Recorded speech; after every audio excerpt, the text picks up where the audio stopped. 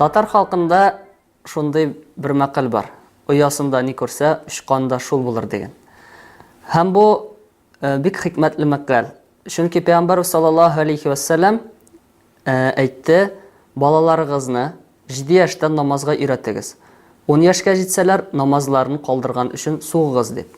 Ягъни ата-анасы әгәр дә Аллаһ Тәгаләнең кушканнарын үтәп, тыйганнарыннан тыелып, шушыны балаларына күрсәтсә, шушыны яшәп күрсәтсә, үзенең мисалында күрсәтсә, балалары да иншалла Аллаһның рәхмәте белән шушындый изгелекле булып үсерләр. Һәм инде янәдән кабатлыйбыз, ата-ананың баланы тәрбияләүдә өлеше гаять зур. Хәзинә якшәмбе мәктәбендә бүген бик җаваплы көн. Балалар ел буе алган дин сабагы буенча имтихан тотачаклар һәм иҗади бирим башкарачаклар.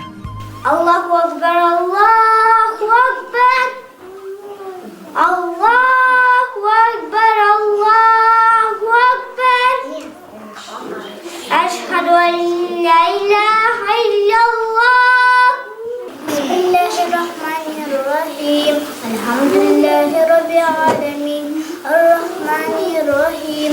Малики йавмиддин. Ияка набуду ва ияка настаин. اهدنا الصراط المستقيم صراط الذين أنعمت عليهم غير المغضوب عليهم ولا الضالين آمين. قل أعوذ برب الفلق من شر ما خلق ومن شر غاسق إذا وقب ومن شر النفاثات في العقد ومن شر حاسد إذا حسد.